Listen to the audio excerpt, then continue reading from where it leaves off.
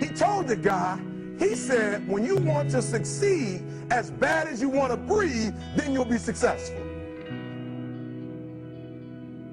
I don't know how many of y'all got asthma in here today, but if you ever had an asthma attack before, you short of breath, SOB, shortness of breath, you wheezing. The only thing you trying to do is get some air. You don't care about no basketball game. You don't care what's on TV. You don't care about nobody calling you. You don't care about a party. The only thing you care about when you're trying to breathe is to get some fresh air. That's it. And when you get to the point where all you want to do is be successful as bad as you want to breathe, then you'll be successful. And I'm here to tell you, number one, that most of you say you want to be successful, but you don't want it bad. You just kind of want it. You don't want it badder than you want to party. You don't want it as much as you want to be cool. Most of you don't want success as much as you want to sleep. Some of you love sleep more than you love success. And I'm here to tell you today, if you're going to be successful, you've got to be willing to give up sleep. You got to be willing to work off for 3 hours of sleep, 2 hours. If you really want to be successful, some days you're going to have to stay up 3 days in a row. Because if you go to sleep, you might miss the opportunity to be successful. That's how bad you got to want it. You got to go days without, listen to me, you got to want to be successful so bad that you forget to eat. Beyonce said once she was on the set doing her thing, 3 days had gone by, she forgot she didn't eat. Because she was engaged. I'll never forget when 50 Cent was doing his movie, I did a little research on 50, and 50 said that when he wasn't doing the movie, he was doing the soundtrack. And they said, when do you sleep, 50? Sleep, he said, sleep. Sleep is for those people who are broke. I don't sleep. Said, I got an opportunity to make a dream become a reality.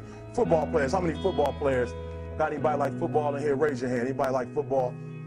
Emmitt Smith. I used to be a Cowboy fan before they did my boy Tom Landry wrong. I used to be a Cowboy fan. And watch this, there was a commercial. Emmitt Smith had won his first Super Bowl, and he had this commercial when he was lifting weights. I don't know if you saw the commercial when he was lifting, and Emmitt said, you know what? I won the Super Bowl, so I can rest now. He was doing his bench press. So he said, I won the Super Bowl, so I can rest now. So he throws up about 325, boom. And he rests for about 2 seconds. And he, boom, boom, boom. Did you see that? He'd already won a Super Bowl. He said, I think I'm going to take a rest. And he rests for how long? 1 second. Most of you won't be successful because when you're studying and you get tired, you quit. And I'm here to tell you today, if you got somebody came to my office the other day crying. I said, look, don't cry to give up. Cry to keep going. Don't cry to quit. You already in pain. You already hurt. Get a reward from it. Don't go to sleep until you succeed. Listen to me. I'm here to tell you today that you can come here, you can jump up, you can do flips, you can be excited when we give away money. But listen to me, you'll never be successful until I don't have to give you a dime to do what you do. You won't be successful until you say, I don't need that money, because I got it in here. So listen to me. Emmitt Smith said this at the end of the commercial. Emmitt Smith said, all men are created equal. Some work harder in preseason. I'm going to say it again because you might have missed it.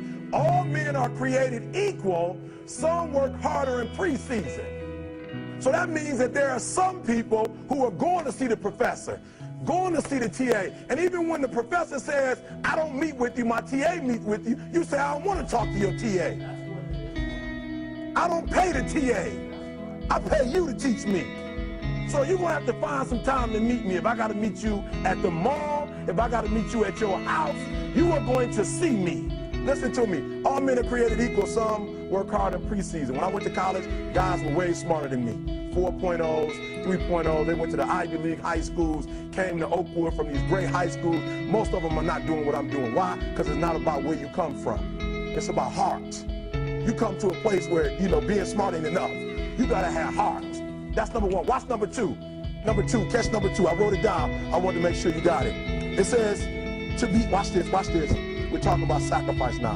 The important thing is this. You're right in why I'm saying it, because I only have about 3 more minutes. Listen to me. The most important thing is this. To be able at any moment to sacrifice what you are for what you will become. That's the number 2 thing. You got to catch that one.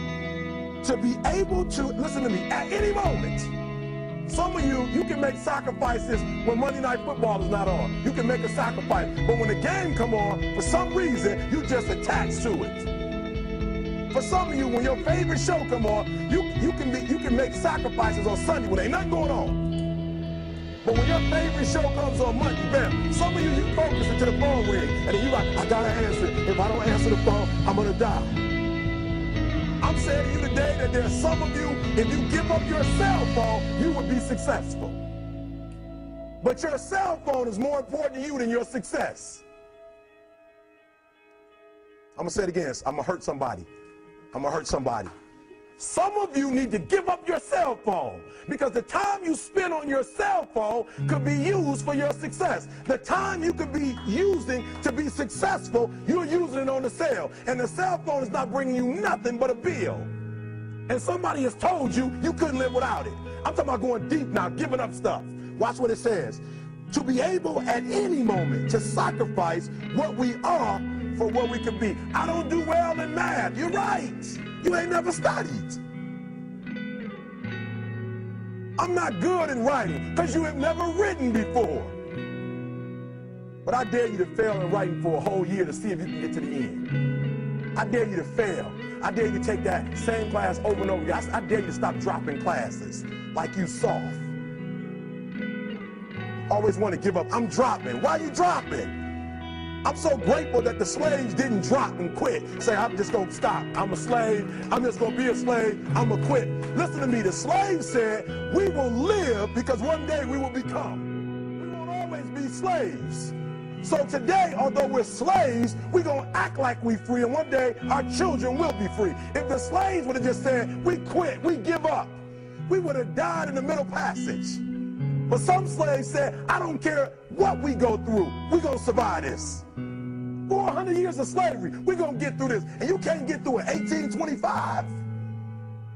You can't get through a writing class, and you got tutor after tutor, resource after resource. The problem is, you ain't never felt no pain before. You're soft.